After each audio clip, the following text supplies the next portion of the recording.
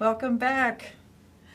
This is my second video. I'm going to do as many problems as I can stand to do, which really means I'm going to do the amount of problems I can stand to erase.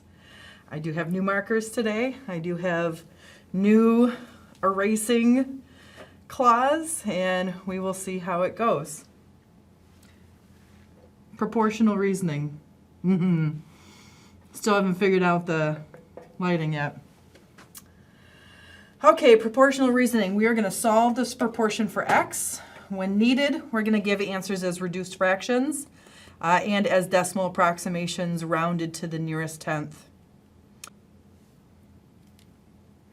What I'm going to do is set their cross products equal to each other. I'm going to take x and I'm going to multiply that by 28. That's going to give me 28x. And I'm going to set that equal to this cross product, where I'm going to take 2 and multiply it by 15. So 28x equals 30. Now I've turned it from a proportion into an equation that in this case is linear. I can solve it just by dividing both sides by 28. Let's see, is this a different color? They're not, as the markers aren't as loud today.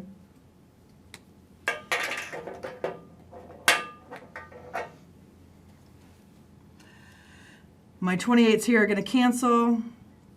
I end up with x equals 30 over 28. But if I look at my instructions, this is not a reduced fraction. I need to take out the factor of 2 for both of these. 30 divided by 2 will give me 15. 28 divided by 2 will give me 14. That is my reduced fraction. I don't have to worry about putting it as a mixed number. In order to write that as a decimal, I'm going to use my calculator. 15 divided by 14 gives me x is approximately equal to 1.071428 blah, blah, blah. Oh, and that gets a little too low. Anyways, I have 1.07 if I'm rounding it to the nearest tenth. That's the first decimal place. The 7 means I need to round the 0 up to a 1. And so I would say that this is going to be x is approximately equal to 1.1. Our next problem is similar. I have two fractions equal to each other. That is creating a proportion. So I'm going to set their cross products equal to each other. First cross product, I'm going to take x and multiply that by 7. And I'm going to set that equal to this cross product of 2 times 18. So I'm going to end up with, see if I can write there, line it up okay. X times 7 is going to give me 7x. And then 2 times 18, going to get 36. To solve for that, I just divide both sides by 7. And I end up with x equals 36 sevenths. This cannot be reduced. Touching my face. This cannot be reduced, so I'm going to leave this as an improper fraction. If they want me to put it as a mixed number, they will tell you. And then I'm going to write this as a decimal approximation. So 36 divided by 7, it's a really bright light right there, is equal to, approximately equal to 5.1428 blah, blah, blah. All right, so we are going to look at the 4 and determine if we should round up the 1, which is in the 10th spot.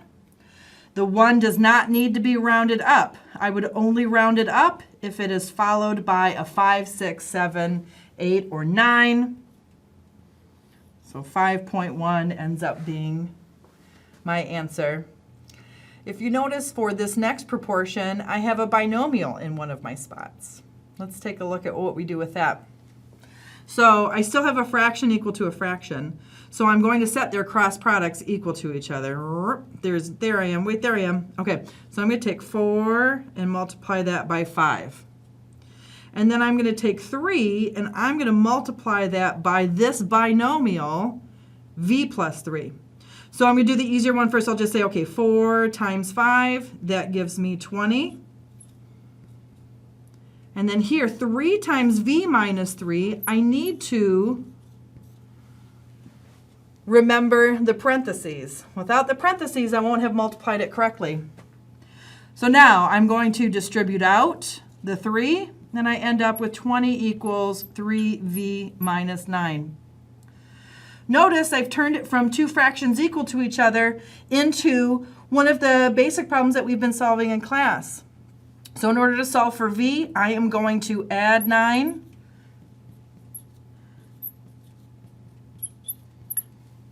And then I'm going to divide by 3.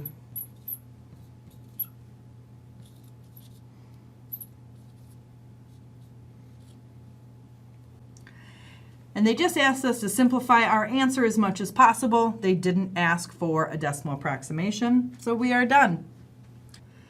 So here's our next problem. Why don't you hit pause, finish it, and see if you can get the same answer that I get. On your mark, get set, go.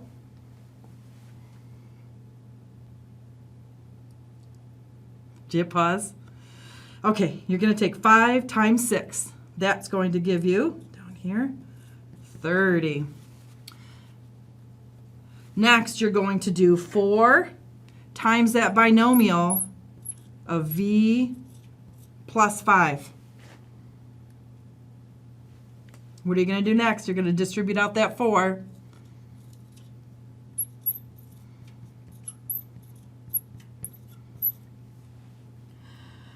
Once you're at this point, again, it should start to look familiar. Oh, okay, I've got a linear equation. I just have v's on one side, plain Jane numbers on the other. Who do I need to get rid of? Who do I get rid of first, the 4 or the plus 20? That's right, the plus 20. So I'm going to subtract 20 from both sides. I end up with 10 equals 4v. And then I'm going to divide by 4. So I end up with v equals 10/4, but that is not my most simplified answer, so I need to take out the factor of 2. So 10 divided by 2 is going to give me 5. 4 divided by 2 is going to give me 2, so I end up with v equals 5/2. All right, for our next problem, notice that we have more instances of v. That means that I have v's everywhere. It's okay. We're going to do it the exact same way. Set their cross products equal to each other and then solve for your variable. So I'm going to take my cross product. And remember, cross product, you might have noticed it. I keep doing it differently. It's because it doesn't matter the order that you do it in. Kind of. Got to make sure you do the top of one times the bottom of the other. And then you set that equal to the bottom of one times the top of the other. So you should always be going kitty corner, right? Okay, so I'm going to put the equal down here. Let's go ahead. I want you to write it down for a second and then see if we get the same thing. Write it down. I'll wait.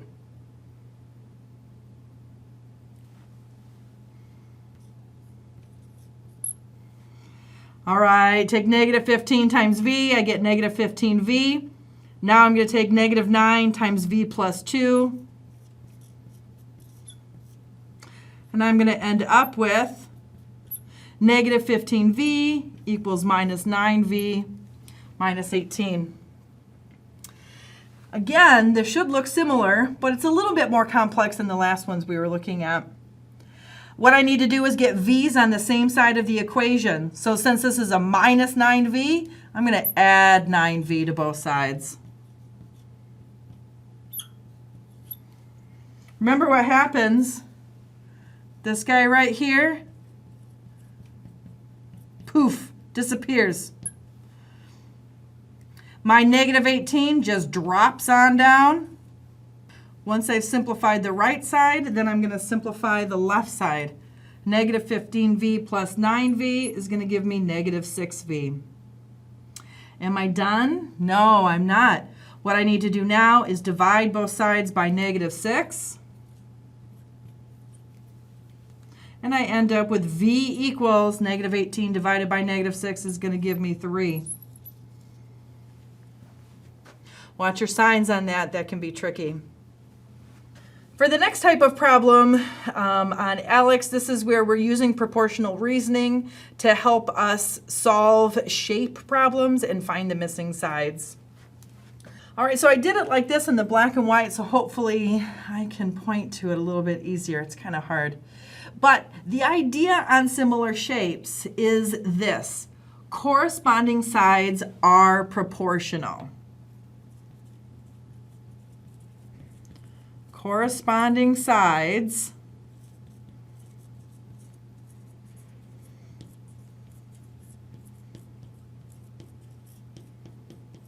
can I squeeze it in? Yes! Corresponding sides are proportional, which means we're going to set up proportions, then we're going to cross multiply, set their cross products equal to each other, and solve for our missing sides. So let's look at what I mean by corresponding sides. Well, just take a look at this shape. This is our missing side right here, x.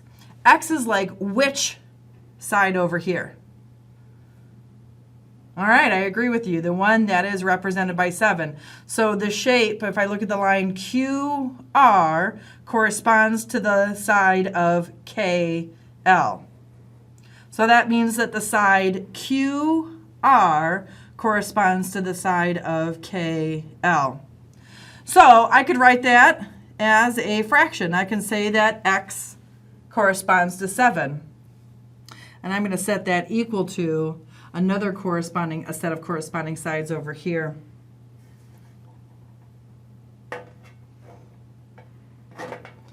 Now note, for this one I can't quite see it, but I can get close to it. I did x over 7. So notice that my top is from the larger shape. And so my bottom value is from the smaller shape. So when I set my proportions equal to each other, I need to make sure I've repeated that habit. So since larger side is on top, let's pick any side over here. You got 7.2, 3.6, 7.2. I'm going to pick a 3.6 just because there's no ambiguity to it. 3.6. Now, 3.6 right here, which is the side SP, what does that correspond to down here? What side? Yeah, the MJ. So that's going to correspond to 2. Now I've set up a proportion. What I'm going to do is find their cross products, set them equal to each other, and solve.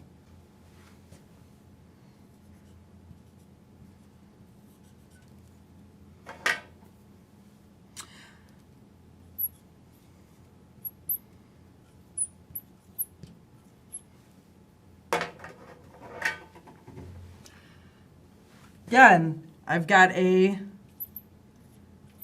equation to solve. In this case, to solve for x, all I need to do is divide by 2.